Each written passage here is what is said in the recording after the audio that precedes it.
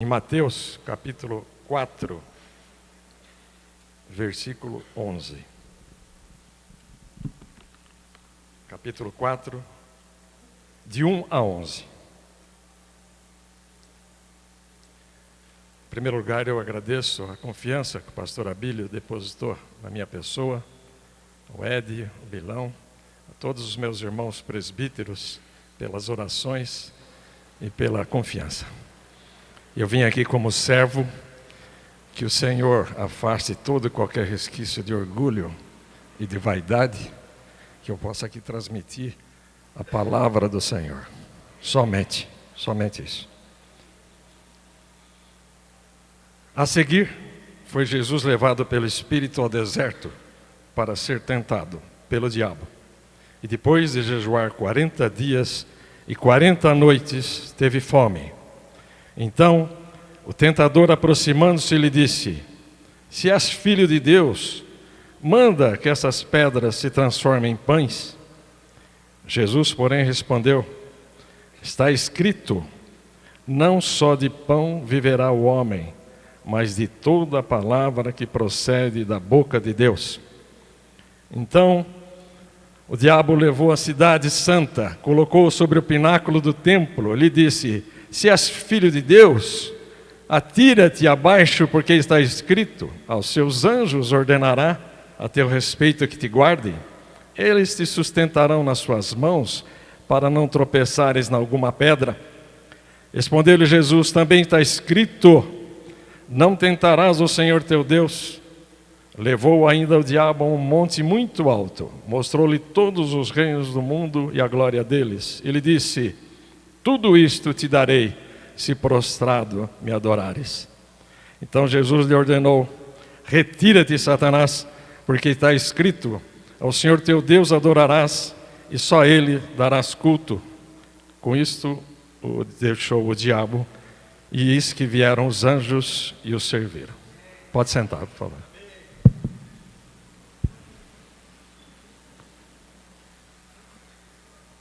O pastor Abílio falou sobre a moça que estava passando por provação, e a mensagem de hoje é sobre tentação. É um assunto denso, pesado, mas que precisa ser ventilado. E na última terça-feira, o Bilão, ele falou sobre a diferença entre provação e tentação. E muita gente confunde. Eu sei a diferença, mas muita gente pensa que tentação e provação são palavras sinônimas, e não são. Deus nos prova para nos fortalecer, e o diabo nos tenta para nos enfraquecer. Deus nos prova para tonificar a nossa alma, e o diabo nos tenta para nos derrubar e destruir. Deus nos prova para nos aperfeiçoar, e o diabo nos prova para nos corromper. Ele nos tenta para nos corromper. Deus nos prova como evidência do seu amor para nos treinar para os embates. E o diabo nos tenta para nos levar a uma vida de rebeldia, de queda e de morte. Deus nos prova para ficarmos mais perto de Deus, e o diabo nos tenta para nos afastar de Deus. A provação é santa e a tentação é maligna. A provação vem de Deus, a tentação vem do diabo. Deus a ninguém tenta. E muitas vezes a tentação vem da nossa própria natureza pecaminosa, das nossas concupiscências, da nossa cobiça, da nossa tendência aos prazeres. Em Tiago capítulo 1, está escrito: irmãos, tende por muita alegria passares por provações. As provações às vezes são leves, às vezes as provações são pesadas, mas para cada provação Deus dá uma bênção, Deus dá uma graça. Nunca as provações de Deus são além das nossas forças, e Deus nos supre para que nós possamos enfrentar as provações. Delas saímos mais fortes, mais santos, mais capacitados, mais maduros, mais perto de Deus. E um exemplo da Bíblia que fala sobre provação foi quando Jesus manda Abraão sacrificar o seu próprio filho. Eu fiz um propósito logo quando eu me converti, há uns 25 anos atrás. Eu fiz um propósito de ler a Bíblia de capa a capa, de Gênesis a Apocalipse. Falei, eu quero conhecer, porque eu não sabia o que tinha ali na Bíblia. E quando eu cheguei nessa mensagem, nessa fase, eu falei, mas que humor de Deus, né? Abraão, que ele vai ser pai de muitas nações. Ele tem um filho com 100 anos de idade. E aí ele chega pro Abraão e fala, sacrifica o Isaac. Então como é que pode? Se ele prometeu que ele seria pai de muitas nações, que ele seria descendência maior do que as estrelas do céu, mais do que os grãos de areia de uma praia, como é que ele vai agora sacrificar? Eu não entendi. Não entendi e fui procurar quem entendia mais que eu. Falei, por que Deus fez isso? Aí um lá falou, sabe o que é? Deus estava com ciúme do amor de Abraão pelo filho. Falei, não é por aí. Deus não é afeito a emoções humanas. Aí o outro falou, não. Deus queria saber se o Abraão era fiel. Eu falei, também não é por aí. Deus é onipresente, onisciente, onipotente, sabe quantos fios de cabelo nós temos na nossa cabeça. Ele sabe, nos conhece desde o ventre materno, então ele sabia que o Abraão era fiel. Então por que a aprovação?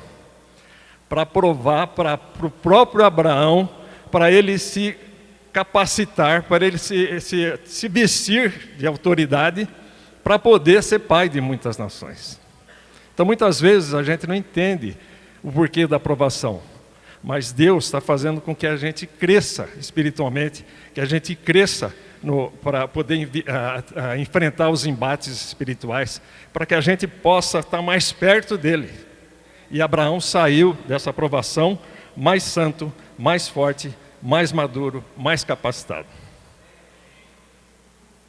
O texto que nós acabamos de ler, lá da tentação de Jesus no deserto, registra como Jesus, o segundo Adão, foi tentado e venceu o diabo lá no território dele, no deserto. Assim como Adão de Eva foi vencido pelo diabo no seu território, que era um jardim, o jardim do Éden. E Jesus foi tentado na sua natureza humana. E 1 Coríntios está escrito no capítulo 10, versículo 12, que não veio tentação sobre vós, senão humana. E que vale aqui fazer algumas considerações. Em primeiro lugar, o diabo não é uma lenda, o diabo não é um mito, o diabo não é uma invencionice, não é uma energia negativa. Porque em João, capítulo 10, versículo 10, Jesus fala, o diabo vem para matar, roubar e destruir. E ele vem para que tenhamos vida e vida em abundância. Se Jesus fala, eu acredito. O diabo é um anjo caído, ele é perverso, ele é assassino, ele é mentiroso, é o príncipe das potestades, ele não dorme, não descansa, não tira férias. Ele, quando nos ataca, ataca com a maior força possível. E seu esforço é para nos induzir ao erro, para despertar em nós desejos proibidos e nos levar ao pecado. Segundo lugar, não menospreze o inimigo. Nós já vimos que ele, quando vem e nos ataca, ele ataca com a maior força possível. Não dorme, não descansa, e ele pode não ter criatividade, porque ele usa sempre as mesmas armas. Ele não tem criatividade, mas ele, se tiver uma virtude, ela se chama perseverança. Ele não desiste, ele está ali o tempo todo nos tentando. Usa sempre as mesmas armas, e a humanidade cai.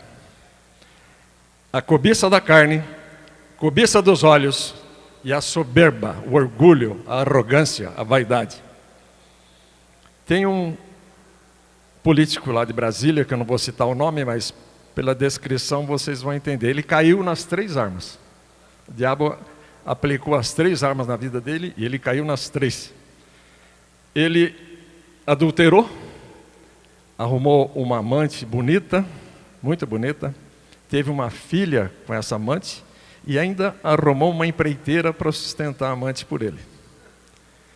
Com relação à cobiça dos olhos, seus olhos cresceram sobre o dinheiro público e ele tem mais de 10 processos correndo contra ele no Supremo. E com relação à vaidade, ele usou jatinhos da fábrica, o dinheiro pago pelo contribuinte, para fazer implante de cabelo. Então as três armas de Satanás ali se aplicaram porque esse pessoal, eles acham que eles estão acima do bem e do mal, eles não conhecem a Deus e são presas fáceis do demônio. Ulisses Guimarães já dizia que o poder seduz, não é o poder que seduz, quem seduz é o diabo. Terceiro lugar, a tentação é inevitável, é uma chamada para a batalha. E não existe pecado só enquanto nós somos tentados. Tentação não é pecado. Pecado é quando nós caímos em tentação, quando nós estruturamos o pecado, quando nós fazemos com que o pecado aconteça, quando nós caímos no pecado. Por exemplo, é aquela história do passarinho, né? O passarinho pode sentar na cabeça, mas não pode fazer ninho, né? Então, o indivíduo é admitido numa empresa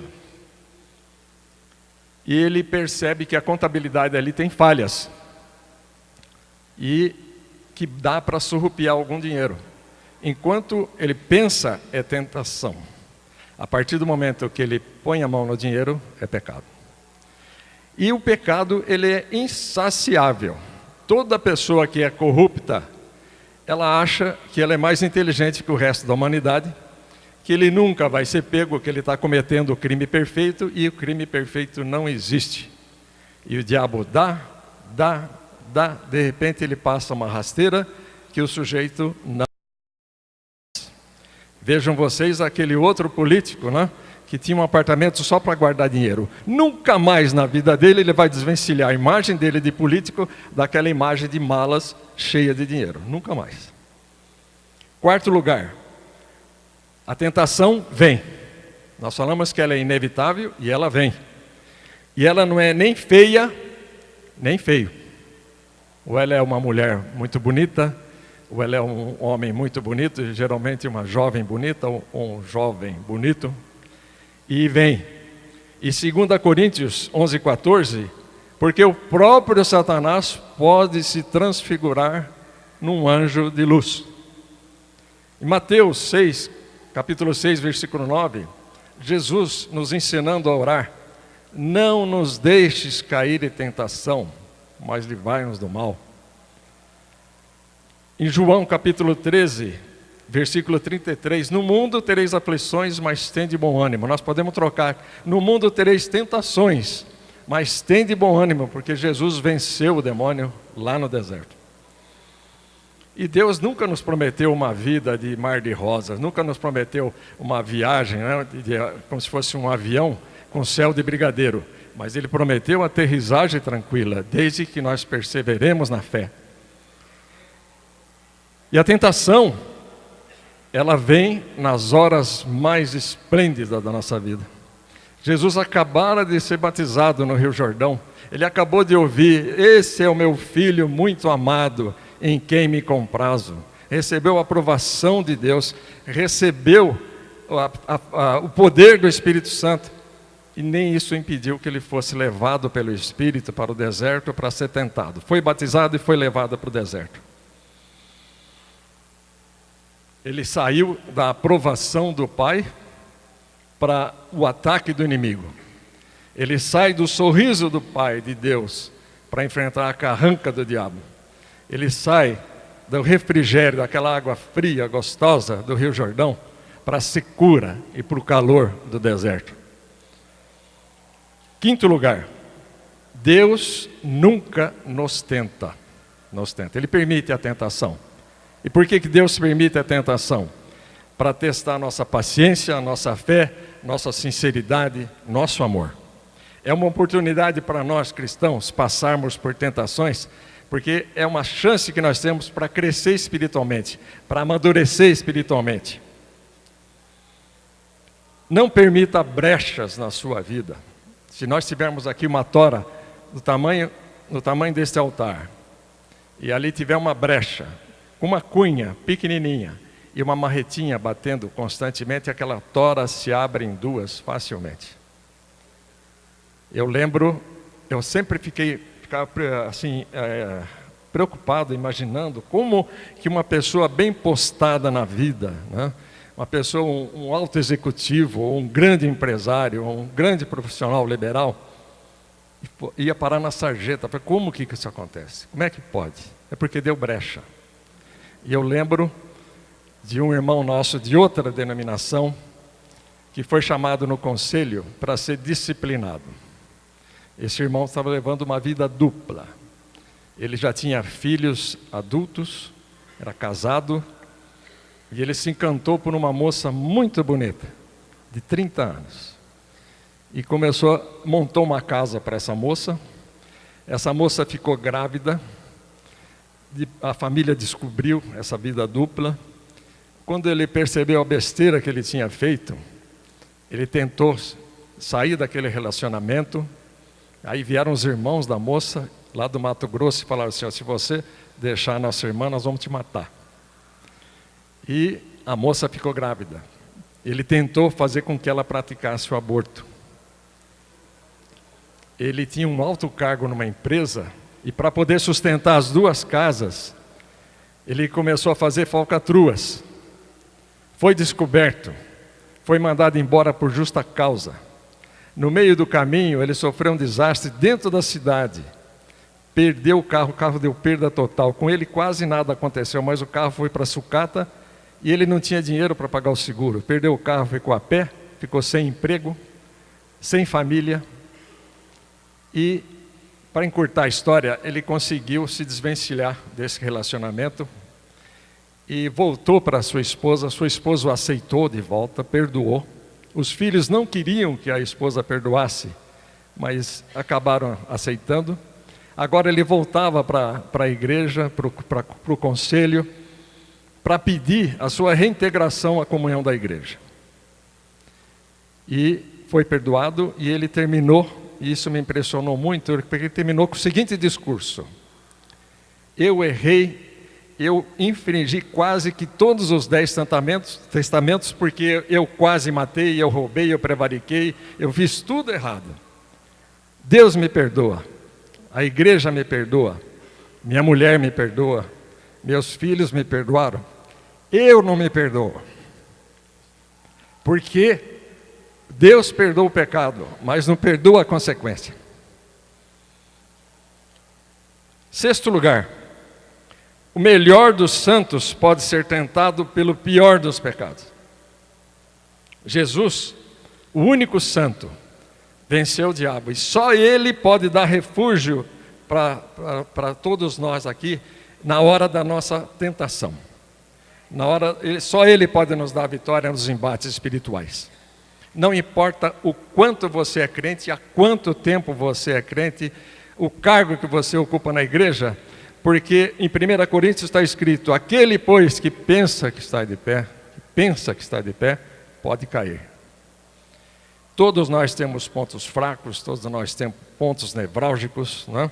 Suscetíveis à tentação. Davi era um homem, um rei, segundo o coração de Deus, e ele foi tentado, e ele caiu em tentação. Ele viu a mulher de Urias, a Betseba, tomando banho, e ele pecou. E todos nós sabemos a consequência que foi do pecado.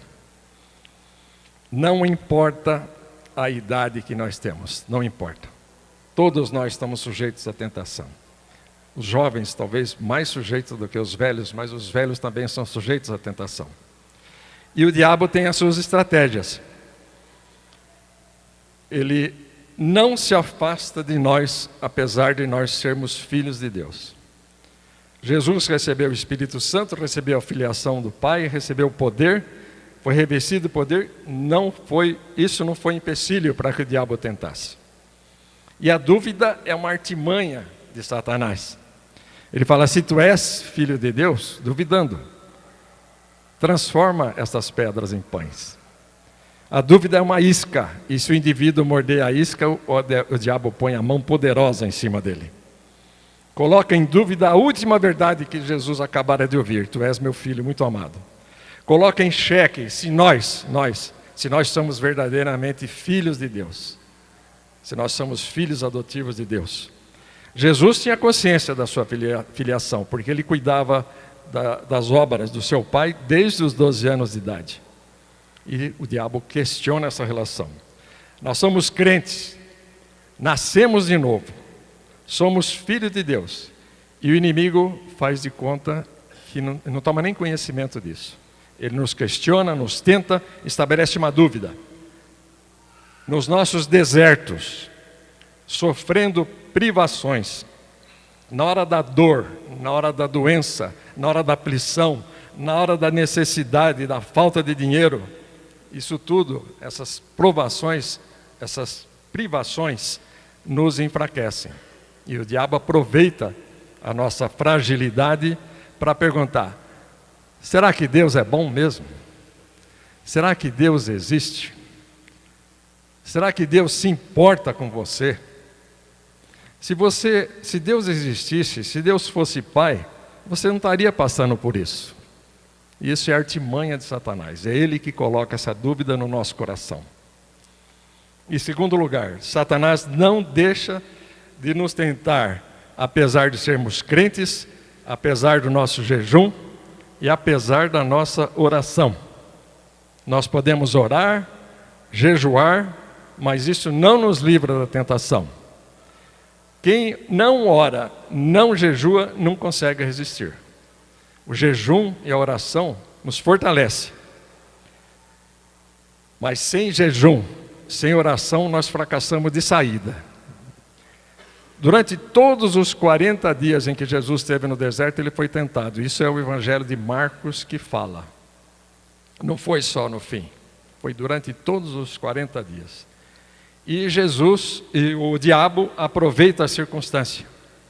Jesus estava com fome, debilitado, em profunda agonia pelo jejum, sozinho, com sede, cercado de feras. E o jejum prolongado, ele provoca desespero. O jejum prolongado provoca agonia. A fome é avassaladora. Lá nos campos de concentração, o assunto mais comentado não era a privação da liberdade, o assunto mais comentado não era a distância, o afastamento da família, o assunto mais comentado no campo de concentração era a fome. Era a tortura maior que eles podiam enfrentar, era a falta de comida. E ainda na questão de circunstâncias, o inimigo, ele esmiuça a nossa vida. Ele não sabe o que nós pensamos, mas ele sabe o que nós fazemos. Aquilo que nós estamos lendo, aquilo que nós estamos vendo na televisão, aquilo que nós estamos fazendo, ele está vendo. E ele usa para nos atacar. Nós achamos que nós temos áreas em que nós somos fortes. Achamos que nós somos fortes, que nós somos invulneráveis em algumas áreas. Em outras, nós somos frequentemente fraquejamos. Uns na área sexual, outros na área econômica, outros na área do orgulho. O ponto forte de Jesus era a sua descendência, filho de Deus. E o diabo ataca no ponto forte. O ponto fraco de Jesus era a fome. E o diabo ataca no ponto fraco. Temos que tomar cuidado porque o inimigo é sutil. Ele ataca tanto os nossos pontos fortes quanto os nossos pontos fracos. Nós estamos vigiando os pontos fracos, ele está atacando nos pontos fortes. Ora ele vem rugindo como um leão. Ora ele vem sibilando como a serpente. Quarto lugar. O inimigo sabia que Jesus estava recebendo a unção para começar o seu ministério. Junta um povo pobre, junta um povo subjugado pelos romanos, junta um povo sofrido. E seu ministério seria suprir as necessidades daquele povo faminto, daquele povo carente. E o diabo vem e fala, oferece pão logo de cara, dá pão para esse povo. Fuja dessa ideia de cruz. Satanás oferece um processo de satisfação imediata, mesmo que isso contrarie os projetos de Deus. E o diabo, com relação a nós, ele quer nos tirar do foco, daquele foco que Jesus estabeleceu para nossas vidas. Dessa forma somos tentados a atender os nossos instintos, os nossos desejos carnais, atender os desejos do nosso coração. E vem a palavra de Deus e fala: nem só de pão, nem só do instinto carnal vive o homem, mas de toda a palavra que sai da boca de Deus. Quinto, agora Satanás muda de tática e parte para a área do orgulho. Ele conhece a palavra de Deus. Lá em Tiago, capítulo 2, versículo 19, está escrito: acreditas que temos um só Deus? Fazes bem, porque até o demônio acredita e treme. Ele conhece a palavra de Deus, ele cita a palavra de Deus. Ele fala para Jesus: entra, sobe no pináculo, faz uma entrada triunfal, uma entrada apoteótica. E cita, mas ele só nega, porque ele conhece a palavra de Deus, só que a palavra de Deus na boca do diabo não é a palavra de Deus, é a palavra do diabo. E ele fala: pode fazer, Deus perdoa, pode pecar, todo mundo faz. Isso é tentar a Deus. E Jesus responde: está escrito, não tentarás ao Senhor teu Deus, porque Jesus estava comprometido com a obra de Deus. E Ele faz conosco a mesma coisa, promete reinos, promete riquezas, coisas que Ele não tem e que Ele não pode dar. Ele vende, mas não entrega. Sexto lugar, agora o diabo ele tira a máscara e quer que Jesus se renda a Ele. E oferece um reino sem cruz, sem sacrifício, sem dor, sem sangue, sem sofrimento. E Jesus responde: está escrito, somente ao Senhor teu Deus adorarás e somente a Ele prestará culto. E Satanás o deixa até o momento oportuno, porque, como nós falamos no começo, o Satanás ele não tira férias, ele não para, né? E a partir daí Jesus vai ser tentado por Pedro, pelos discípulos e pela multidão. Então, resumindo, nós vimos que o diabo não é uma lenda, não devemos menosprezar o diabo, não devemos menosprezar a força do diabo. A tentação vem, ela é inevitável. O melhor dos santos pode ser tentado. O inimigo não se afasta de nós enquanto vivermos, apesar de sermos crentes, apesar do jejum, apesar das nossas orações. Então, o que fazer? Aqui vai a receita. Eu sou médico, vou dar a receita mais uma vez, né? Precisamos, em primeiro lugar, nos esvaziar de nós mesmos. Esvaziar o nosso coração do nosso orgulho, do nosso eu, da nossa vaidade, da nossa prepotência e da nossa arrogância. Porque em física está escrito que dois corpos não podem ocupar o mesmo espaço ao mesmo tempo. Se o Ed está sentado ali naquela cadeira, só ele pode estar sentado naquela cadeira. Para que outra pessoa possa sentar ali, ele precisa que o Ed saia daquela cadeira, desocupe a cadeira. Então nós precisamos desocupar o nosso coração de toda a nossa prepotência e pedir para que o Espírito Santo encha o nosso coração. Sem Ele, nós não resistiremos à tentação. Terceiro lugar, orai sem cessar. E aqui eu aproveito para reforçar o convite que já foi feito aqui pelo pastor Abílio. Venham nas terças-feiras, na reunião de oração, às 20 horas. É uma bênção. Aquele que vier, vai vir sempre, não vai faltar mais. Quarto lugar, amém. Quarto lugar, jejum. Jejum e oração. Mas jejum não é só restrição de alimento. Não é só ficar sem comer.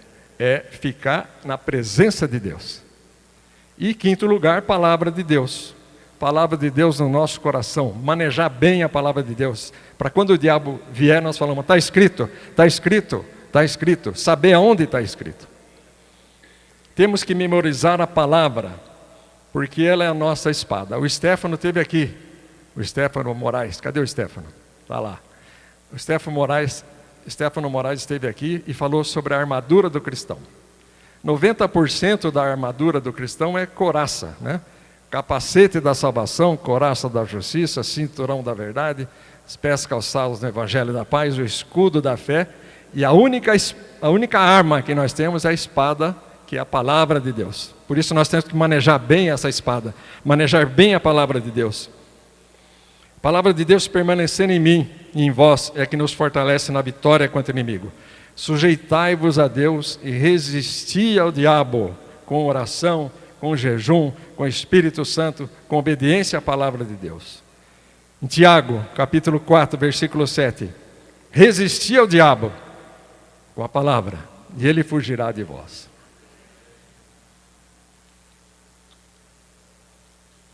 Eu gostaria que os irmãos inclinassem as suas cabeças, fechassem os olhos e vamos orar. Pai, em nome de Jesus, toque o nosso coração. Nós vivemos num mundo onde o pecado está disseminado, Senhor. Nós vivemos num mundo onde existe com glamour uma oferta interminável de vantagens e de delícias, Senhor. Se não for pelo Teu Espírito Santo, nós não teremos força de resistir, Senhor. De fugir, de discernir. Em nome de Jesus, dá-nos a Tua graça, Senhor. Se tiver algum irmão caído por causa do pecado, Senhor, que nesse dia, que nesta hora, Jesus possa quebrar os grilhões do pecado, Senhor. Que nosso sumo sacerdote possa quebrar os grilhões, que esse irmão possa restaurar-se, reconciliar-se, se encontrar nos braços de Jesus, Senhor. Cubra-nos com o Teu sangue, com a Tua armadura, com a Tua espada, Senhor. Contigo somos mais que vencedores, em nome de Jesus, para louvor da Tua glória. Amém, amém e amém. tvcmc.com.br é o nosso canal para compartilhar o Evangelho do Reino de Deus e o senhorio de Jesus Cristo.